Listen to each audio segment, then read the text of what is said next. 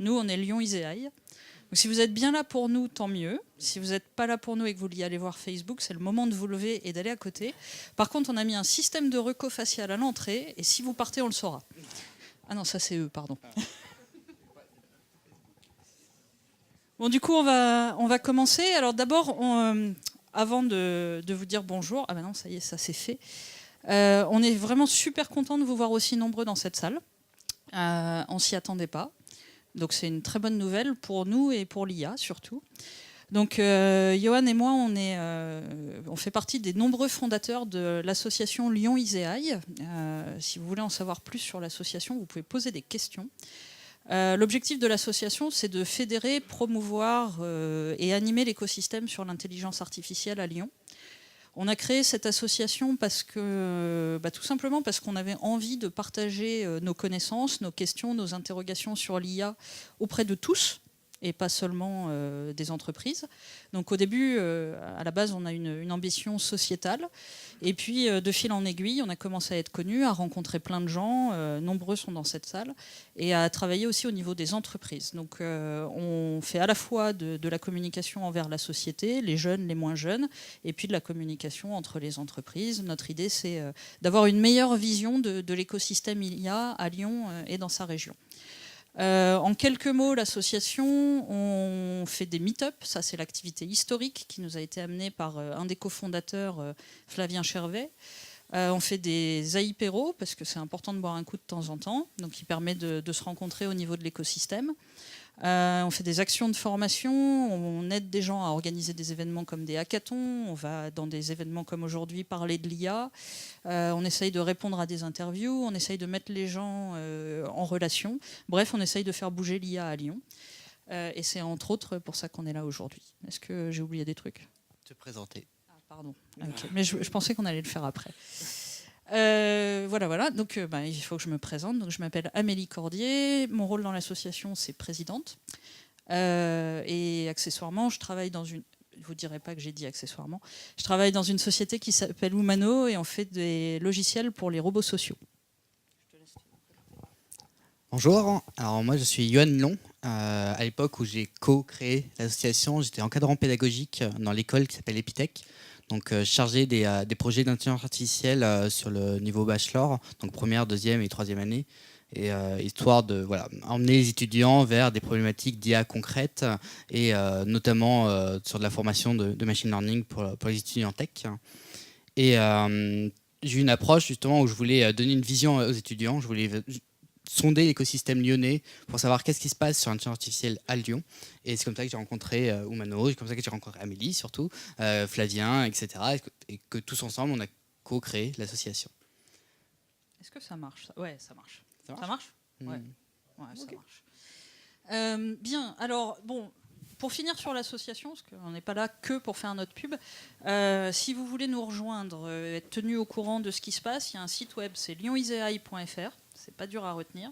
Il y a un Twitter, un LinkedIn, un Facebook. A priori, si vous suivez un de ces 4 médias, vous savez ce qu'on fait. Et donc aujourd'hui, on est là pour faire une conf qui s'appelle Tout ce que vous avez toujours voulu savoir sur l'IA sans jamais oser le demander, ou en osant le demander mais sans trouver le bon interlocuteur. Et comme on est des feignants notoires, il faut dire ce qui est, on n'a rien préparé parce qu'on compte sur vous pour poser des questions. L'idée, c'est pas de faire une conférence, c'était de proposer un nouveau format innovant, on espère, de discussion. Donc ce qui nous intéresse, c'est de savoir quelles sont les questions que vous posez et d'essayer d'y répondre du haut de nos connaissances sur le domaine. Donc on a mis en place un Slido, c'est pour ceux qui connaissent, c'est une appli où vous pouvez vous poser vos questions. Donc il y a une quinzaine de questions qui ont été posées sur le Slido. Mais vous pouvez aussi demander un micro, voilà. On vous passe le micro, vous posez votre question, on y répond. Exactement. Donc l'idée, ou ne pas demander de micro et vous lever et parler bien fort, ça va bien le faire. Nous, on préfère les interactions, parce qu'on a beau faire de l'intelligence artificielle, ce qu'on préfère dans la vie, c'est les interactions humaines. Donc, en fait, on va vous attendre et répondre à vos questions. S'il n'y a pas de questions, il y a 2 options. Soit on finit tôt, et c'est cool. soit je sors mon téléphone de ma poche et je regarde les questions qui sont sur le Slido et on les prend par ordre de vote. Si vous êtes timide et que vous ne voulez pas poser votre question à haute voix, ce que je peux comprendre, donc sli.do, c'est le site web, et le code de l'événement d'aujourd'hui, c'est 3815. C'est pas fait exprès, j'aurais bien voulu 3615 si j'avais pu choisir, une petite référence au Minitel. Voilà. Ah mais c'est... Voilà. Ok. Alors, est-ce que quelqu'un veut poser la première question sur tout ce qu'il a toujours voulu savoir sur l'IA ?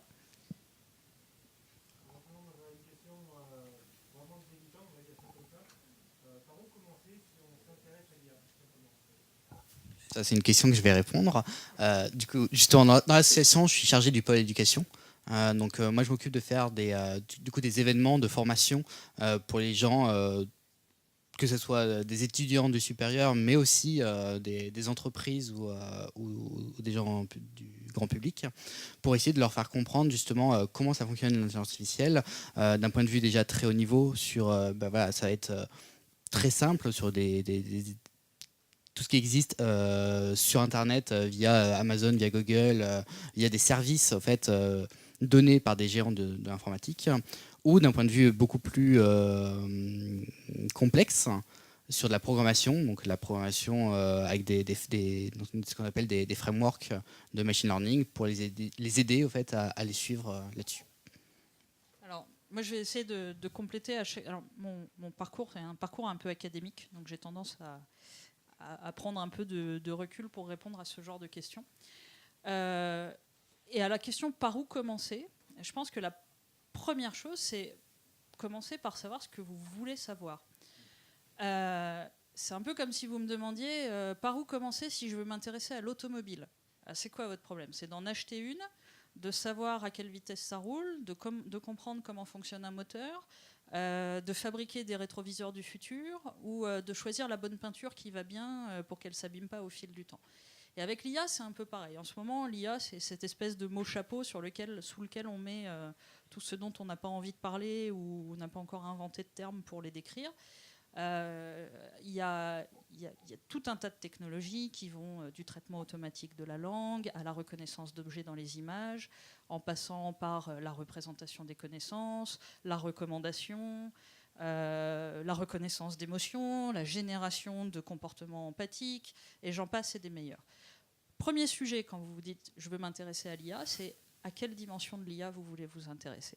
Deuxième sujet, c'est qui peut m'en parler. Et là, il y a 3 grandes catégories de personnes qui peuvent vous en parler. Il y a les gens qui vous donnent des formations sur le sujet, les universitaires, mais aussi tous les gens qui produisent du contenu sur des MOOC, par exemple. Mais pour trouver le bon MOOC, il faut que vous ayez identifié votre bon problème. Il y a les gens qui en font leur métier et qui font des conférences sur le sujet, qui sont en général d'excellents points d'entrée et qui vont vous rediriger ensuite vers les ressources pédagogiques qui vous permettent d'aborder le sujet.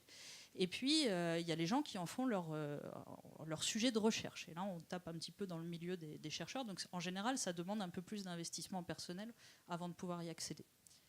Et si la question, c'est... et moi, ce qui m'intéresse, c'est de comprendre ce que c'est que l'IA. Et bien là, il faut regarder les bouquins qui parlent du sujet. Et le meilleur bouquin, à mon sens, le meilleur livre, pour parler français correctement, c'est IA, une approche moderne, qui est un livre qui existe depuis plus de 20 ans maintenant et qui en est à sa 3e édition. Un livre qui fait 1400 pages, donc vous n'allez pas le lire en entier. Mais si vous lisez les 3 premiers chapitres, au moins vous aurez, et c'est pas très long, hein, ça fait 40 pages à tout casser, au moins vous aurez une vision générale de l'immensité du spectre que couvre l'intelligence artificielle, et ça vous donnera les concepts et les mots-clés nécessaires pour savoir ce que vous voulez approfondir. Next. Il y a des monsieur. J'ai revu la semaine dernière une vidéo d'Alexandre Laurent. Laurent Alexandre. Alors attention, en général, je deviens très vulgaire, mais allez-y, continuez. Je vous raconterai après. Finissez votre question. D'accord. Oui, il parlait de la différence entre l'IA faible, l'IA forte. Il disait qu'en Europe, il n'y avait pas de plateformistes et que du coup, c'était un peu la mort annoncée de l'Europe. Parce que quelque part, on allait devenir le tiers-monde au niveau de l'intelligence artificielle d'ici 2050. Et je voulais votre opinion sur le sujet, du coup. Alors, je suis assez heureuse que vous me demandiez mon opinion sur ce sujet-là et pas mon opinion sur Laurent Alexandre. Voilà. Que je vous donnerai en réponse à la dernière question, si vous voulez. Comme ça met un peu de teasing. Je commence et puis tu complètes. IA faible, IA forte. Je suis pas sûre que ça parle à tout le monde dans la salle. Donc on va déjà commencer par définir ces concepts. Et après, plateformiste, ok. Et pays du tiers-monde, voilà, c'est les 3 mots que j'ai retenus dans votre question. Alors, IA faible, IA forte. C'est plus facile de commencer par IA forte. IA forte, c'est ce concept qui meut les chercheurs du domaine, qui consiste à dire que si on met tous les bonnes briques technologiques bout à bout, les unes avec les autres, un jour, on arrivera à créer une intelligence artificielle qui est au moins égale en termes de compétences et de performance à l'intelligence humaine. Donc en gros, l'IA forte, c'est cette idée d'avoir une IA qui est équivalente à l'IA, à l'intelligence humaine.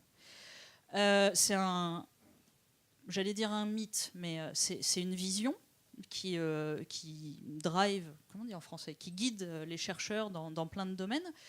Mais on sait très bien qu'a priori, c'est pas atteignable, dans la mesure où on n'est déjà pas fichu de définir ce que c'est que l'intelligence humaine. Donc déjà, même si on y arrivait, faisons un exercice de pensée, même si théoriquement on arrivait à faire une intelligence super calée, on ne saurait pas comment l'évaluer pour vérifier qu'elle est au moins aussi intelligente qu'un humain, à moins de la laisser vivre pendant 150 ans dans ce monde et voir qu'elle a survécu et se dire ouais c'est cool, en fait on a réussi. Deuxième chose, ça c'est un positionnement philosophique, vous le prenez pas. Les humains sont des humains, les machines artificielles sont pas des humains, par définition, quand bien même on fait une intelligence aussi douée que celle d'un humain, ça reste l'intelligence d'une machine, donc c'est pas une intelligence humaine. Troisième point, c'est une question de point de vue. Quand on parle d'intelligence, en fait, il y a plein de formes d'intelligence. Dans cette salle, vous êtes tous super intelligents, mais alors chacun dans votre domaine différent. Moi, par exemple, je suis absolument nul pour comprendre comment fonctionne un moteur. Par contre, je fais de l'IA. Bon, ok. Et vous, peut-être que vous êtes mécanicien, que vous savez comment fonctionne un moteur, et moi pas. Il y a de l'adaptation. Enfin bon, bref, on en passe, c'est des meilleurs. Et il y a des domaines dans lesquels l'IA est vachement plus douée que nous, pour plein de raisons. Par exemple, je sais pas moi, essayer de multiplier. Oui. Le traitement massif de données. Ouais, en gros, ça se résume à ça à la fin, mais prenez une tâche comme une multiplication super complexe, je préfère que ce soit une machine qui le fasse à ma place. Prenez une tâche comme, je sais pas moi, identifier les gènes impliqués dans des maladies rares à partir de données médicales. Une IA, a priori, parce qu'elle est bien plus patiente que moi, va être plus douée pour le faire. Bon, donc IA forte, c'est cette idée de je fais une IA qui est au moins aussi intelligente qu'un humain. Déjà, si on arrivait à la faire au moins aussi intelligente qu'un animal, on serait super content. On n'y arrive pas non plus. IA faible, c'est j'ai fait une techno, je l'appelle intelligence artificielle parce que le rôle de cette techno, c'est de résoudre un problème qui aurait demandé une forme d'intelligence humaine pour être résolu. Mais c'est une techno qui est spécifique à un problème donné. Elle est faible au sens où, elle est super forte pour jouer au Go, par exemple, mais par contre, elle n'est pas douée pour vivre dans le monde réel. Okay. Donc la différence entre IA faible et IA forte, elle est là. Le lien qu'il fait avec on vise pas l'IA forte, on est une plateforme, on est un pays du tiers-monde, il est caduque, il est non pertinent. Il met des mots clés qui sont des buzzwords en fait dans la même phrase pour faire peur à la population. C'est quoi son sujet ? Son sujet, c'est que aujourd'hui, l'IA qui fonctionne, parce que bon, je vous ai bien dit au début qu'il y avait plein de domaines de l'IA. Aujourd'hui, l'IA qui fonctionne, c'est l'IA qui utilise beaucoup de puissance de calcul pour extraire des patterns dans beaucoup de données. Autrement dit, les rois de l'IA sont ceux qui ont beaucoup de données. Et c'est aujourd'hui. Je ne parle pas de demain. Autrement dit, les plateformistes, les gens qui ont des très grandes plateformes et donc la capacité à collecter beaucoup de données, ont une longueur d'avance sur ceux qui n'ont pas cette capacité. Et c'est ça qu'il dénonce. Il dit, voilà, en Europe, on n'a pas Google, on n'a pas Amazon, on n'a pas Facebook. Et en plus, les citoyens européens ont déjà filé toutes leurs données à Google, Amazon et Facebook. Donc on est un pays du tiers-monde, on n'arrivera jamais à gagner la guerre contre l'IA. C'est son point de vue. Je ne le partage pas. Je ne le partage pas parce que, c'est vrai qu'il y a des applications commerciales intéressantes. Et j'aimerais bien avoir un salaire de Google, Amazon ou Facebook. ok. Mais d'un point de vue éthique, je préfère largement les usages que nous, on décide de faire en Europe de nos données personnelles.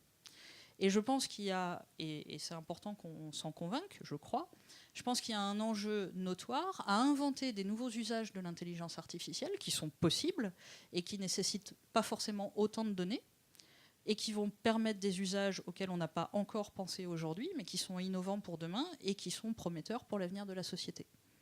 Donc non, je ne pense pas qu'on soit un pays du tiers-monde, et je pense que ni que l'Europe soit un pays du tiers-monde. Je pense qu'on a des cartes à jouer, et que c'est juste une question de volonté et de décision des citoyens.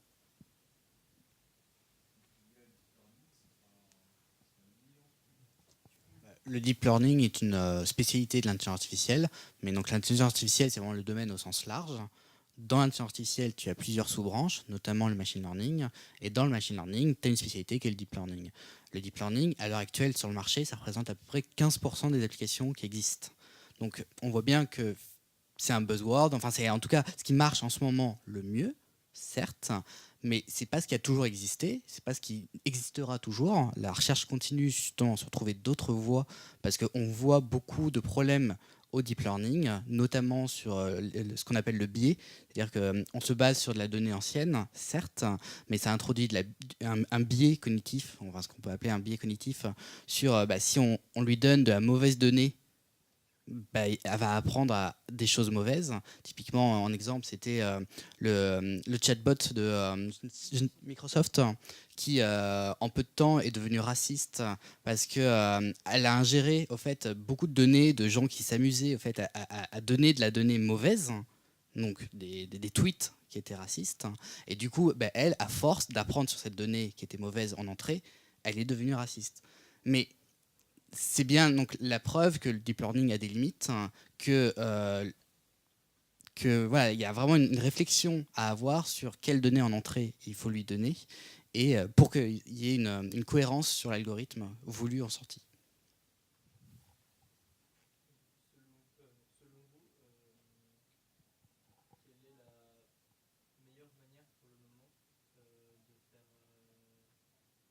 de donner des bonnes bases à l'IA, enfin à l'IA, mais enfin, je pense que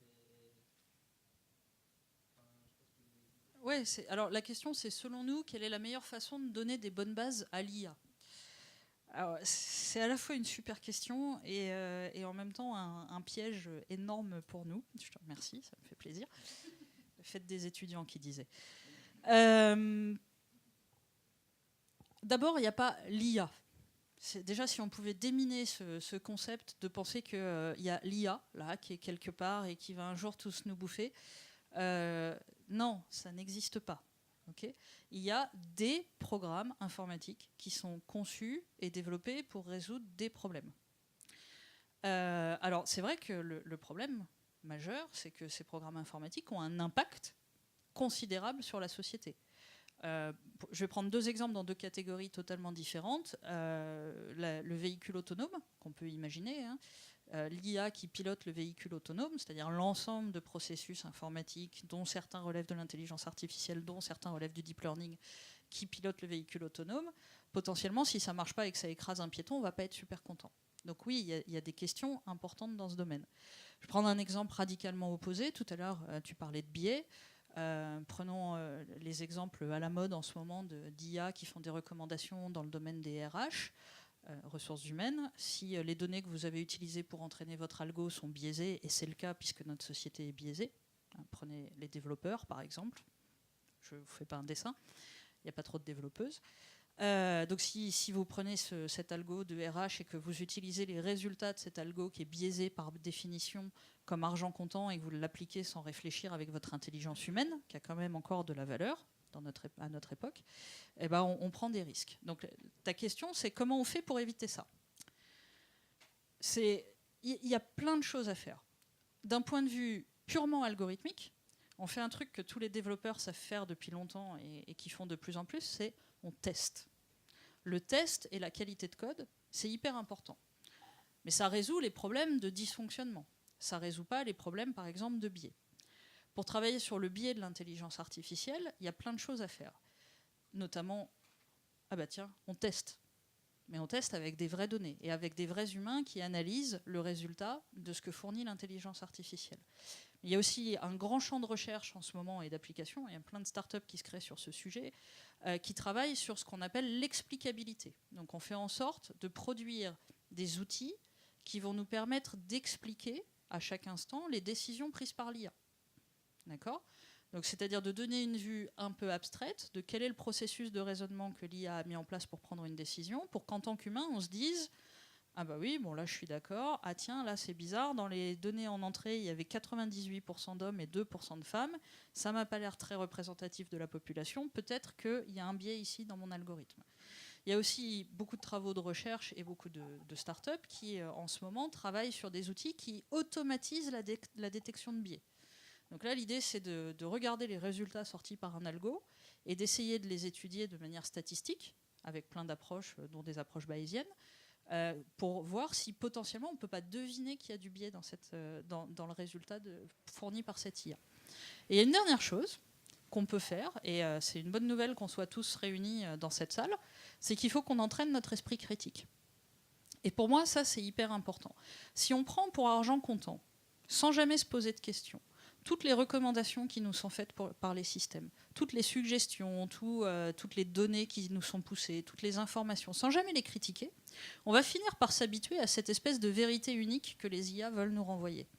Alors que si, en tant que citoyen, on est critique là-dessus, et qu'on se dit bah non, ça je suis pas d'accord pour telle raison, et qu'on fait remonter, alors vous allez me dire ouais, non mais face à Google c'est useless, bah si, j'ai pas d'autre plan, hein, désolé, et qu'on fait remonter notre mécontentement, qu'on se retourne par exemple vers des solutions qui sont plus en accord avec nos valeurs éthiques, et ben on peut aussi faire évoluer la qualité des IA qu'on va développer. Donc il n'y a pas une solution unique. Je ne peux pas implémenter un code moral dans une IA. De toute façon, ça ne marcherait pas. Si vous voulez vous en convaincre, lisez Asimov. Mais il y a plein de choses qu'on peut faire en tant qu'individu.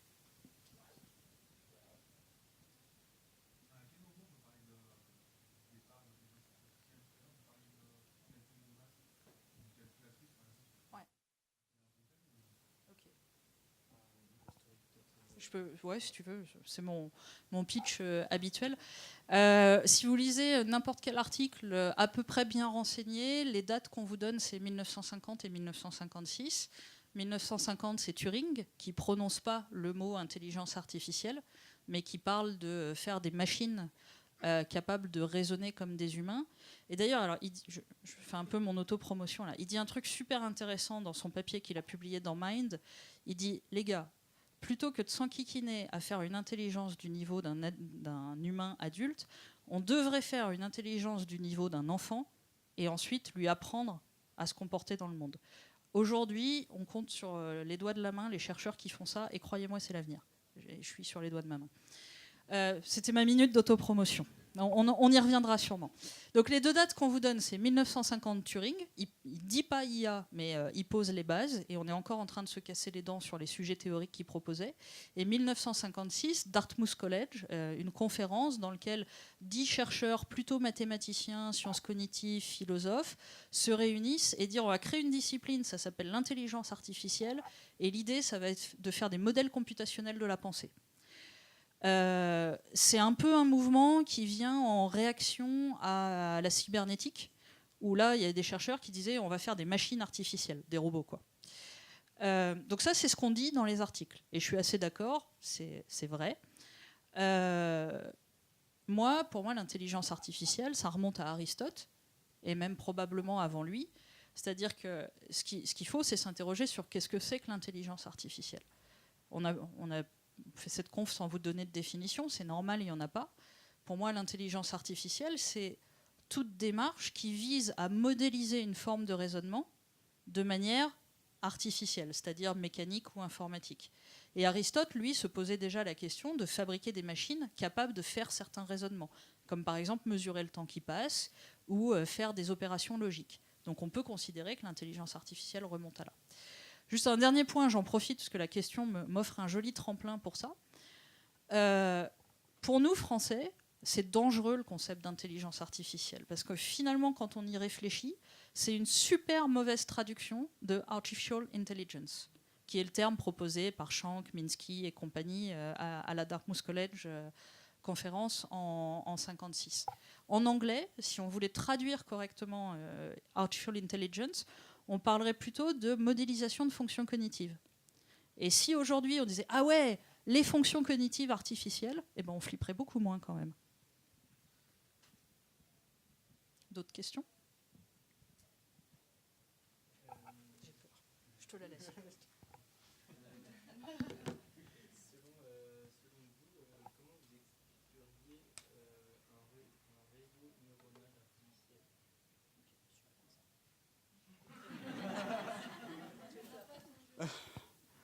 Dans le scope, j'ai réfléchi comment le vulgariser au... Ok. Selon vous, quelle est la définition ou comment est-ce que vous visualisez un réseau de neurones artificiels? Je veux bien te la laisser, mais je peux la faire aussi. Aide-moi. Sinon, je vais partir dans 3 heures de débat. Et... Ok.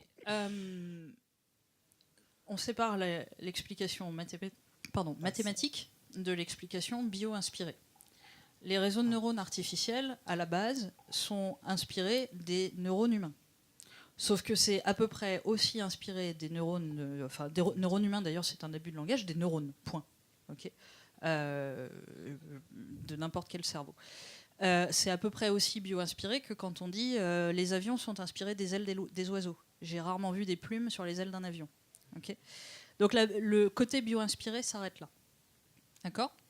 C'est important parce que souvent on se dit ah ouais, vu qu'on a des réseaux de neurones artificiels, on va être capable de faire un cerveau demain matin. On m'a sorti il n'y a pas très longtemps, si on avance la recherche dans la compréhension du cerveau humain, on va augmenter notre compréhension de l'intelligence artificielle. Et j'étais pas du tout d'accord et j'ai eu du mal. Enfin, en tout cas, c'est pas lié. L'un et l'autre ne sont pas forcément liés. En effet, si on explore cette piste, peut-être qu'on trouvera d'autres pistes d'amélioration de l'intelligence artificielle. Mais en tout cas, les deux modèles sont différents. Voilà. Et donc, alors après, moi, c'est pas ma spécialité, les réseaux de neurones. En fait, pour être très honnête, je crois même que j'en ai jamais codé un moi-même de ma vie. Mais globalement, un neurone, c'est une fonction mathématique qui reçoit des informations en entrée, qui fait un calcul et qui renvoie une information en sortie. Et ce petit neurone, il est connecté avec d'autres neurones qui eux-mêmes fonctionnent de la même façon et qui sont connectés avec d'autres neurones et selon une architecture, et c'est ça qui fait la diversité des réseaux de neurones à l'heure actuelle, c'est qu'en fonction de la façon dont tu conçois ton architecture, ton réseau va se comporter de manière différente. Ce qui est intéressant, c'est de se poser la question de à quoi ça sert et comment ça fonctionne d'un point de vue, si on prend un pas de recul par rapport à ça. L'idée, c'est qu'on va avoir une couche qu'on appelle la couche d'entrée, donc un ensemble de neurones, qu'on va exposer à une entrée, par exemple une image. Une image, c'est ni plus ni moins qu'un ensemble de pixels. En fonction du contenu des pixels sur cette image, je prends une image, mais ça pourrait être autre chose. Ça pourrait être un signal sonore, ça pourrait être n'importe quel type de données qu'on est capable de structurer et de représenter de manière informatique. Donc cette image est présentée au réseau. Chaque neurone de la première couche d'entrée va réagir. Alors, on pourrait discuter longuement de comment on initialise cette première couche de neurones pour définir comment ça réagit, mais chaque neurone va réagir au signal, au stimulus auquel il est exposé. Puis la fonction mathématique va faire son boulot et puis va transmettre une information en sortie. Puis en général, on met quelques couches de neurones comme ça. Et à la sortie, donc on a ce qu'on appelle la couche de sortie qui fait un job qu'on qualifie en général de job de classification, qui dit moi je crois que j'ai vu tel objet ou je crois que j'ai vu tel autre objet. Et donc dans le concept de réseau de neurones, il y a deux phases principales. Une première phase qui est une phase d'entraînement. Donc au début, le réseau de neurones il est initialisé avec des méthodes dont on pourrait parler longtemps et je le ferai pas. On ne sait pas trop comment il va réagir. On lui expose plein de stimulus, donc on lui montre plein d'images. Il fait des classifications un peu arbitraires en sortie. Donc il dit moi là je crois que j'ai vu un chat, là je crois que j'ai vu un chien. Et à chaque fois on corrige. On dit non en fait là c'était alors. D'abord, on lui donne le label, mais enfin, on corrige, peu importe. Et on lui dit, là, tu aurais dû me dire que tu as vu un chat. Et ensuite, il y a un processus qui s'appelle la rétropropagation. La rétropropagation, si on voulait faire une petite caricaturative, c'est de la punition. C'est-à-dire que tous les neurones qui ont réagi alors qu'ils n'auraient pas dû se font engueuler, et tous les neurones qui ont bien réagi sont gratifiés. Et au fur et à mesure, les neurones vont se spécialiser dans la reconnaissance de certains paramètres de l'image, qu'on appelle dans le vocabulaire commun des gens qui font du machine learning, enfin des réseaux de neurones, des features. Et au fur et à mesure, donc le réseau est entraîné.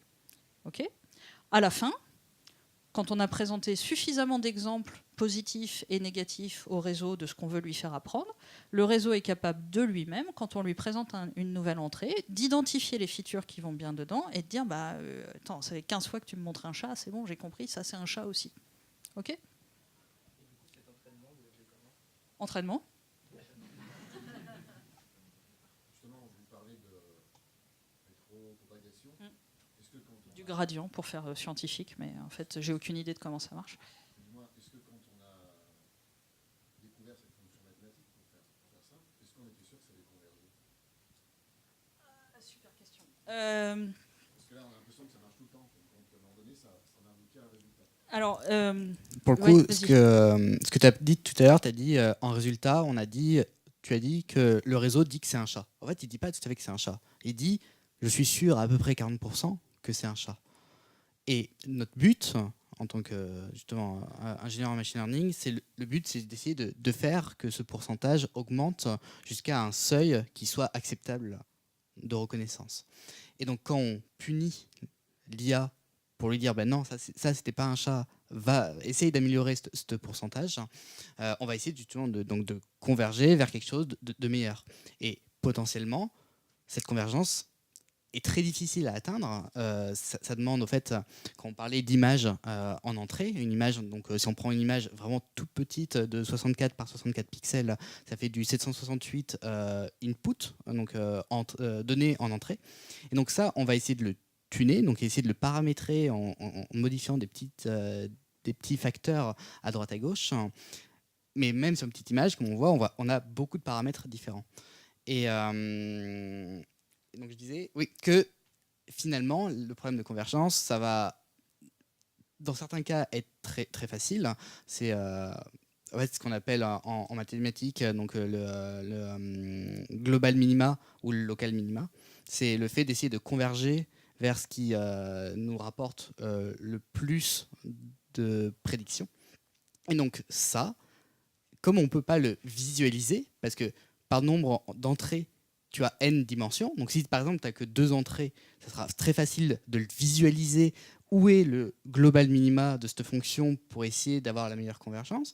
Mais si c'est 768 paramètres d'entrée, c'est impossible à visualiser. Et donc on va tatillonner pour essayer d'aller là où il faut. Et donc, on peut se retrouver soit dans des locales minima et rester là en pensant que peut-être qu'il y a meilleur, mais potentiellement il n'y a pas meilleur. Et donc c'est tout le boulot justement qui est extrêmement complexe, à savoir si on s'arrête là ou finalement est-ce qu'il y a meilleur que ça. Ouais. Alors non, oui et non. L'ancêtre du réseau de neurones, c'est le perceptron de Rosenblatt, et il a fait la preuve de la convergence mathématique du perceptron.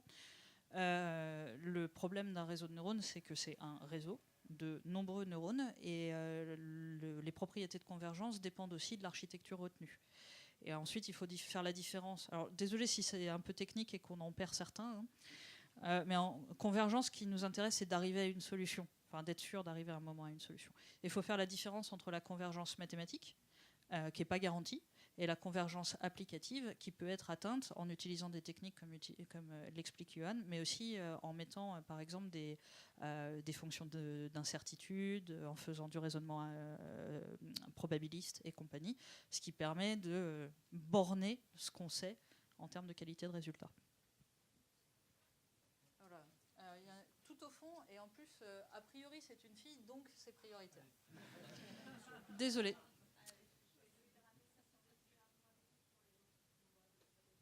Cool.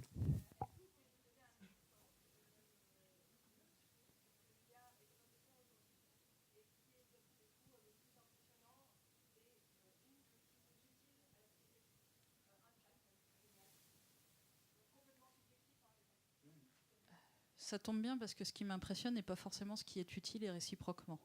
Tu veux commencer ? Ok, par exemple, à la fois techniquement impressionnant et utile à la société, détection de tumeurs dans l'imagerie médicale, quelle qu'elle soit. On sait maintenant que les IA sont bien meilleurs que nous à ça, pour une raison toute simple, c'est que souvent ces images médicales sont en niveau de gris, et que l'œil humain est grosso modo capable de distinguer 25 niveaux de gris, là où une bonne caméra est capable d'en distinguer potentiellement 1024. Et donc effectivement, elles sont beaucoup plus fines que nous à diagnostiquer des anomalies dans des images. Ça, c'est une application super facile à comprendre. En utilisant le même genre de technique sur des applications plus compliquées, être capable de détecter par exemple des obstacles dans des vidéos lorsque la caméra est mouvante et que la scène est mouvante et aussi bouge. Je vais parler en français correct.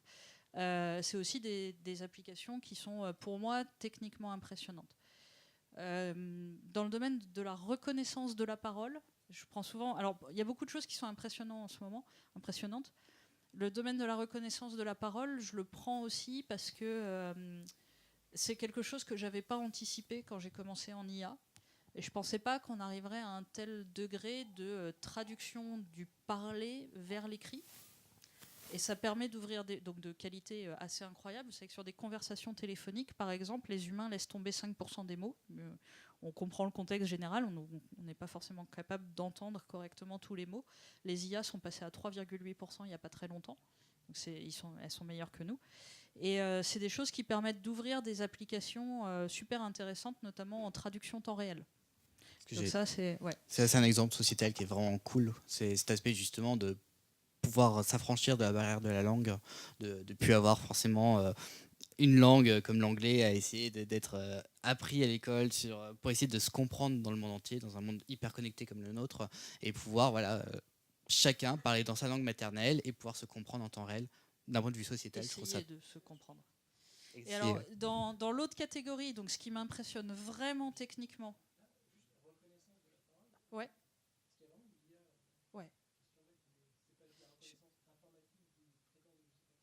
Ah non, parce que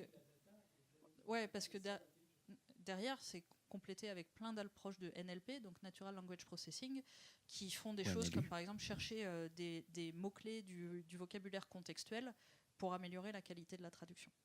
De l'interprétation déjà. Juste pour finir sur la question, sur les trucs qui m'impressionnent vraiment, mais qui ne sont pas forcément utiles pour la société.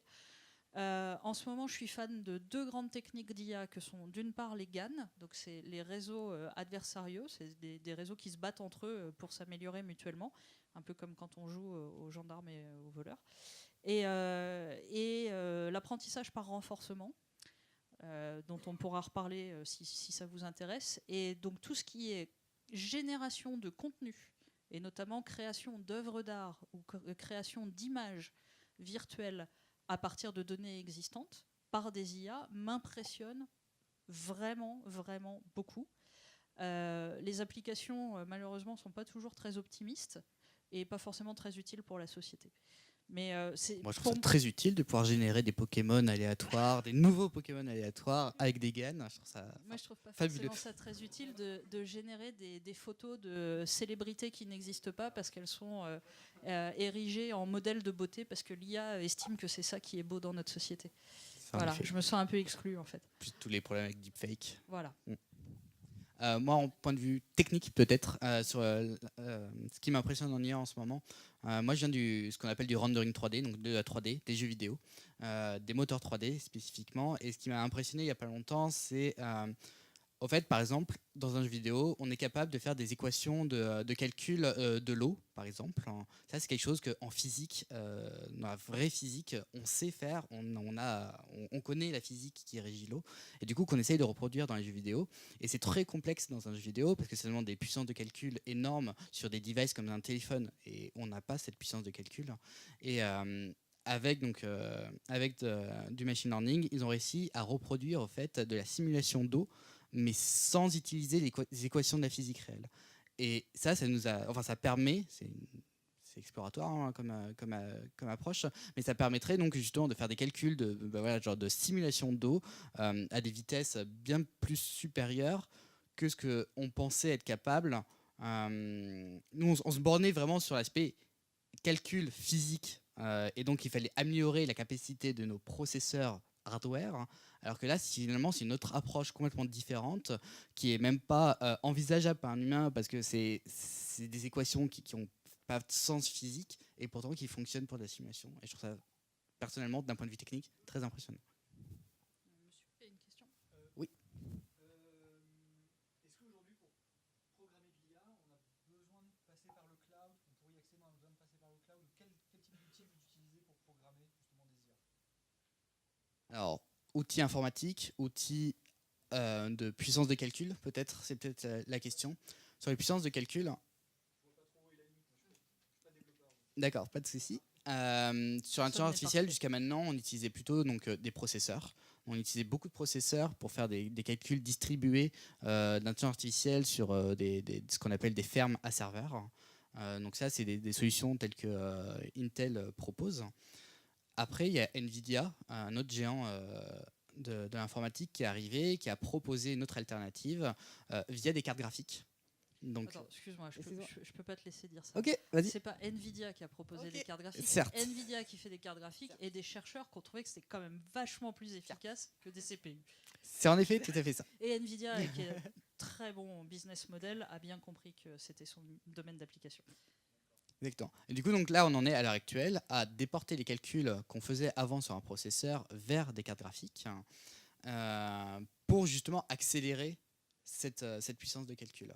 Donc là, c'est une transition que tout le monde entier est en train de faire parce que c'est des coefficients vraiment drastiques en amélioration des performances. Mais ça pose d'autres problèmes, au fait.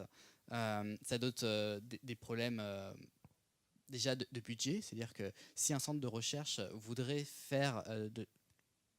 disposer de ce matériel-là, bah, il y a des problèmes de coût, des problèmes du renouvellement du parc informatique, parce que comme ça coûte très cher certes, mais d'une année à une autre, bah, il y a eu des nouvelles cartes graphiques, des nouvelles générations de processeurs graphiques qui sont sortis, et donc qui rendent à moitié obsolète ce qu'il y avait avant. Et donc voilà. Donc le cloud, je pense que sur beaucoup de choses, en effet, ça répond à cette problématique de n'importe qui, de n'importe où, peut faire des calculs sans être freiné. Après, j'ai un autre aspect aussi, c'est j'ai discuté justement avec quelqu'un qui travaille là-dedans, qui fait donc de la revente de mainframe, de puissance de calcul à des centres de recherche en Europe. Et il était un peu déçu sur le fait qu'en Europe, bah, en fait, on ne dépense pas suffisamment d'argent dans les centres de recherche, je parle, sur des mainframes de calcul distribués. Donc ça, c'était son point de vue. Et quelqu'un d'autre, quand je lui ai expliqué la situation, il m'a expliqué peut-être qu'on ne dépense pas autant, mais d'un autre côté, ça force nos chercheurs français à trouver des alternatives d'optimisation par rapport à ce qu'ils ont.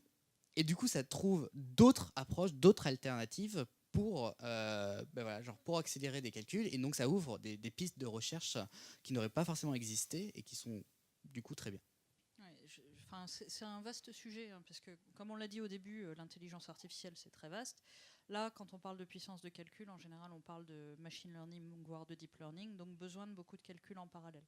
Dans ce milieu-là, ce qu'on dit souvent, c'est make it work and then make it efficient. On le fait marcher d'abord et ensuite on le rend efficace. Et il y a des belles histoires à succès, pour parler français, qui montrent ça. C'est-à-dire que, par exemple, sur le véhicule autonome, pour ne citer que lui, l'enjeu, c'est de détecter des obstacles. Okay, la voiture roule, la 5G, c'est pas encore pour demain. On ne peut pas se permettre de se connecter au cloud pour vérifier s'il y a un piéton qui traverse la rue. Donc au début, ce qu'on fait, c'est qu'on met un énorme PC dans le coffre de la voiture et 2 chercheurs assis sur le siège arrière et 2 chercheurs tétanisés assis devant, et puis on y va et on essaye de détecter les obstacles, on développe un modèle, puis 2, puis 3, puis au bout d'un moment ça marche, et là on cherche à le rendre efficace. Alors déjà, ce qu'il faut bien comprendre, c'est que l'entraînement demande beaucoup de puissance de calcul, l'exécution c'est déjà un peu moins gourmand, c'est un point important quand on veut embarquer de la techno.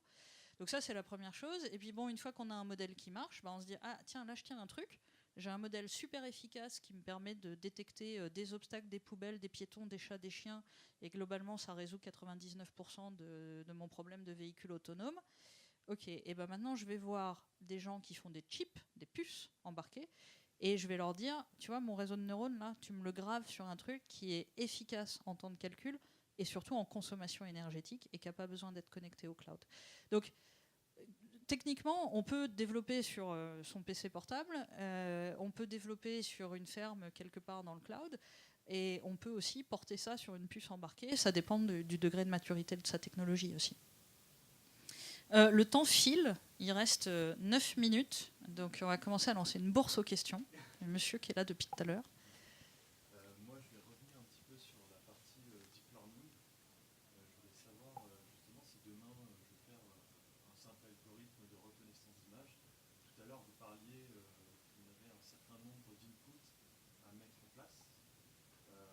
Et je me disais, comment ça se passe si j'ai des images qui sont dynamiques, des tailles d'images. J'ai entendu parler des histoires de couches, des layers, etc. Et comment ça se passe sur TensorFlow, par exemple, je ne sais pas, je dirais au hasard, mais si je veux faire une petite application de reconnaissance d'image, est-ce que je dois faire de la convolution? Oula, alors là on tombe super technique, mais en 2 mots, ce dont tu parles, ça s'appelle le pré-traitement, et ça consiste à prendre tes données en entrée et les faire passer dans des étaux successifs pour qu'elles se ressemblent toutes et que ton réseau puisse les comprendre. Voilà. Redimensionnement, tu peux faire du Moyen-Âge, enfin peu importe. Et sur toutes les autres questions techniques, je pense que ça va perdre 90% de la salle, et si tu veux, on peut en parler après. Ok ? Il y avait une question de monsieur au fond, et puis madame juste ici. Et puis je pense qu'après, on va être obligé de s'arrêter. Une question sur les usages. Tout à l'heure, on parle de beaucoup de progrès. Ça permet de. Tout à l'heure, on parlait de créer des œuvres d'art, mais ça va aussi des pendant assez négatifs, pouvoir représenter les gens dans des situations dans lesquelles ils n'ont jamais été, synthétiser leur voix pour leur faire dire des choses différentes. Et il y a aussi des choses un peu plus graves, comme les applications militaires. On parle de robots tueurs qui prennent des décisions de façon automatique, etc. Et je me posais la question de savoir, est-ce qu'il y a des gouvernements, des organismes indépendants, des associations qui réfléchissent à comment est-ce qu'on peut encadrer à l'avenir l'usage de l'IA pour pas que ce soit un avenir de notre monde. Oui. Moi, je ne connais pas Alors, d'entité il y en a éthique plein. sur ça. Il y en Enfin, a plein. c'est des questions qui se posent régulièrement. Mais au niveau, Ouais. à quel niveau du coup? Donc justement, il y en a plein, et à tous les niveaux. Et c'est à la fois une bonne et une mauvaise nouvelle.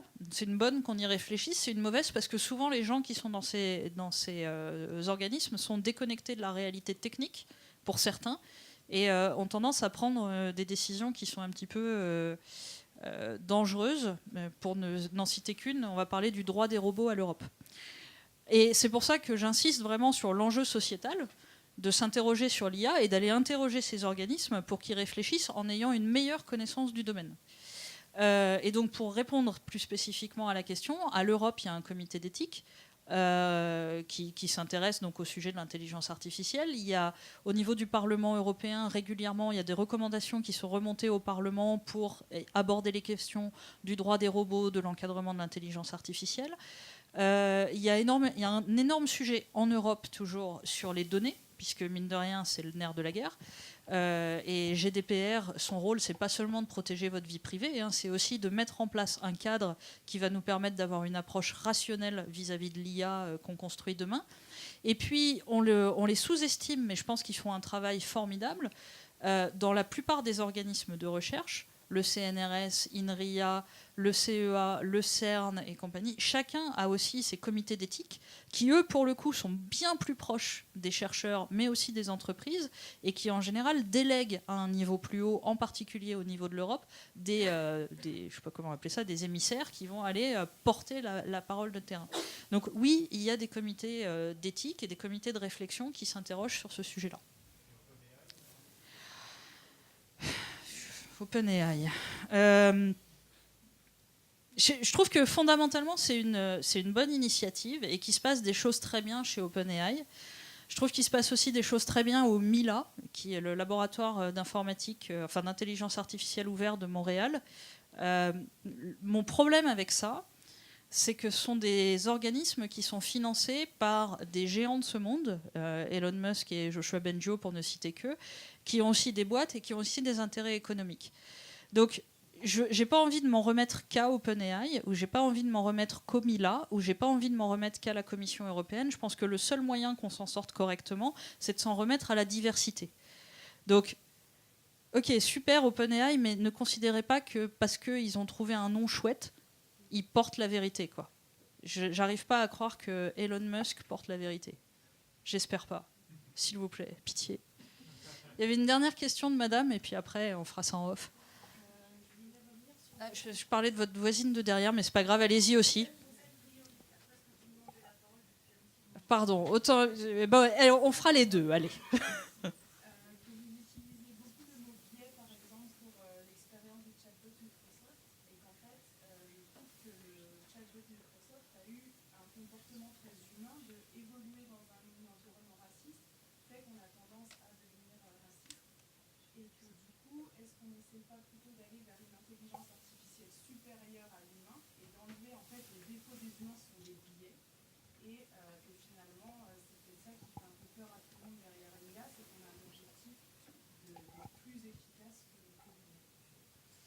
Alors, moi, j'ai pas utilisé. Le problème ne serait pas arrivé si l'IA avait eu plus de données.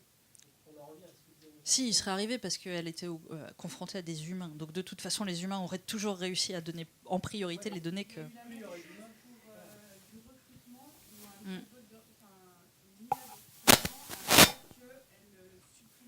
Ouais. Ça, c'est l'actu de cette semaine. Alors, moi, j'ai pas utilisé Biais pour le chatbot de Microsoft. Sauf erreur de ma part. Au contraire, je trouve que... Alors moi, je crois personnellement que Microsoft a volontairement lâché ce chatbot sur Twitter parce que ça envoie un signal super fort sur l'impact des données qu'on donne en entrée d'un algo et sur l'apprentissage qu'il en fait.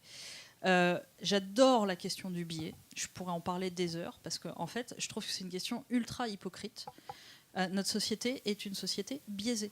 Si la normalité existait, on serait tous habillés pareil, on ferait tous la même taille, on aurait tous la même couleur, on aurait tous la même coupe de cheveux et on ne pourrait pas se reconnaître. La société, par définition, est biaisée. Le truc que je trouve vachement intéressant et qui pour moi est une opportunité énorme, c'est que c'est quand même vachement plus facile de dire à une IA « Dis donc, t'es raciste, t'as pas sélectionné tel dossier de candidature » que le dire au directeur des RH. Et l'opportunité, j'en plaisante, mais l'opportunité, elle est là. C'est-à-dire que puisque on fait des IA pour faire des tas de trucs dans la vie, et que c'est facile de les critiquer, et qu'on est conscient que ces IA sont biaisées, utilisons-les comme un levier pour lutter contre les biais qu'on n'aime pas dans notre société. Fin de l'histoire. Et alors, allez-y, parce que ce sera la dernière question du coup.